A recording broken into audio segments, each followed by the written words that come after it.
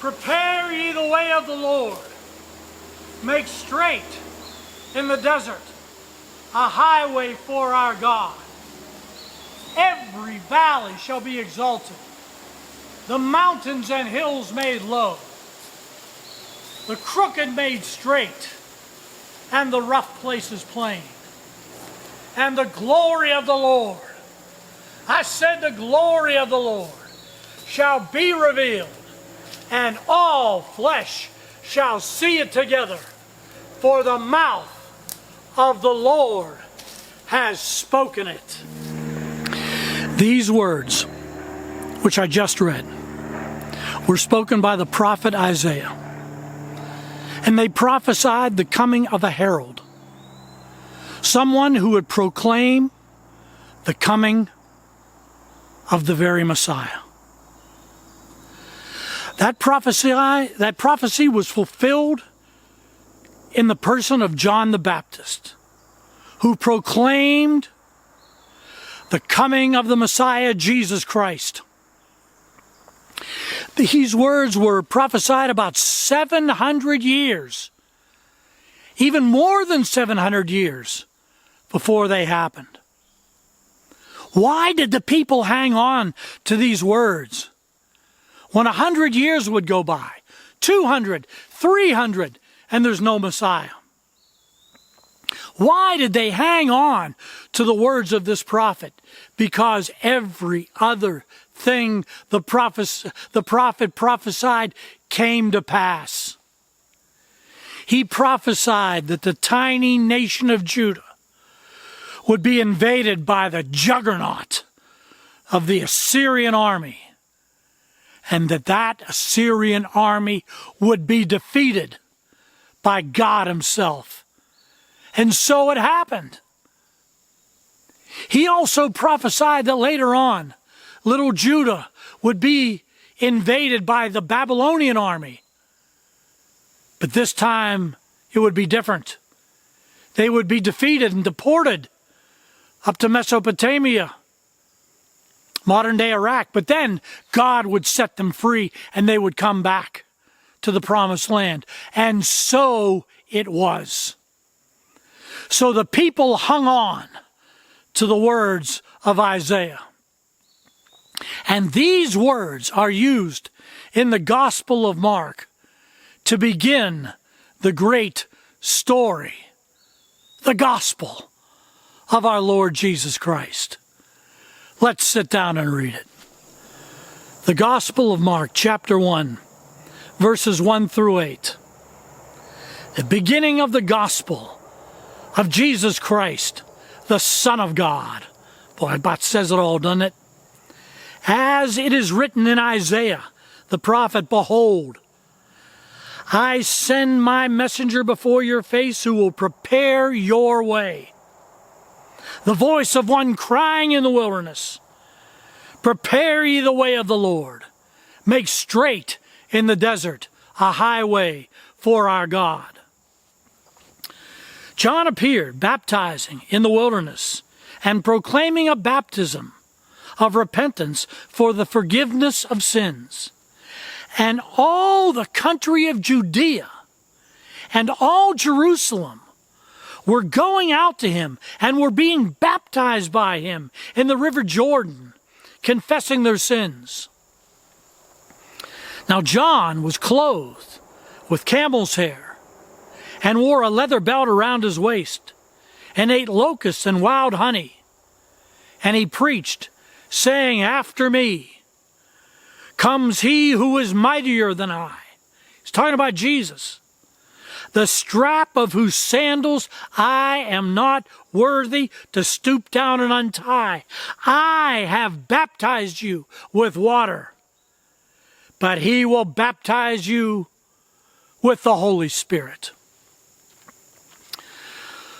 Old John, if he was living today, we would call him counterculture to the max.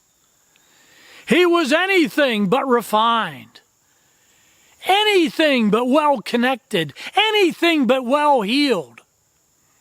He wore camel's hair. He probably tanned to hide himself, to cover himself. He ate locusts, yes, the bugs. Sweetened them up with honey. If it were today, it would be like somebody coming out of the Appalachian Mountains, a hillbilly. Who's going to listen to him? It's easy to write him off. He's not educated. And yet he was anointed by the Holy Spirit. He had nothing but the anointing. And in the anointing, he had everything. People quit writing him off. All the Judean countryside, first of all the country people, started coming to him to be baptized. And then the city people, Jerusalem, the epicenter of Israel, where the power bases were, they started coming to him because something in the heart of man knew that repentance was necessary. And he proclaimed the coming of the Messiah, saying that the Messiah would baptize you in the Holy Spirit. Well, Jesus has come and ascended into heaven. And since that time of John the Baptist, thousands, millions of heralds have gone out into the highways and byways proclaiming the necessity of repentance and faith in Christ. And billions of people on every continent have heard that call and responded. How about you? Maybe the time has come for you to repent. You know that Jesus is the Son of God, but you're not walking with him. We're going to play a song now, an old hymn called Coming Home. In fact, I'm going to get my alto sax out and play a little bit, because this video is for you. I've wandered far away from God. Now I'm coming home. The paths of sin too long I've trod. Now I'm coming home. Yeah. Coming home, coming home, never more to roam. Open wide thine arms of love. Lord, I'm coming home.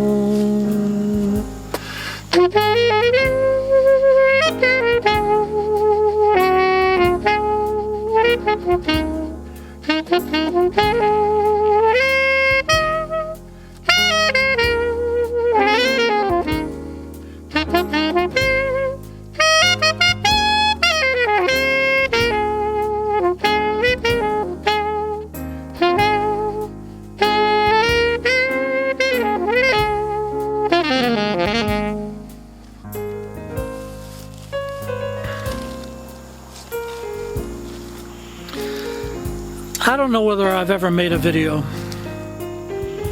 where I felt as intensely as I feel about this one. I feel like I'm speaking to people that used to walk with the Lord, but now you don't. You got off the path somewhere. What happened? Was it a temptation? Was it a person? It's time for you to come back to Jesus. It's time to have an honest talk with him. Oh, you may say, I've sinned too much. I've done too much. He could never forgive me. Let me tell you a story. When I was a teenager, I was a drug abuser. Came from a good home. I just made bonehead decisions. Ran away from home.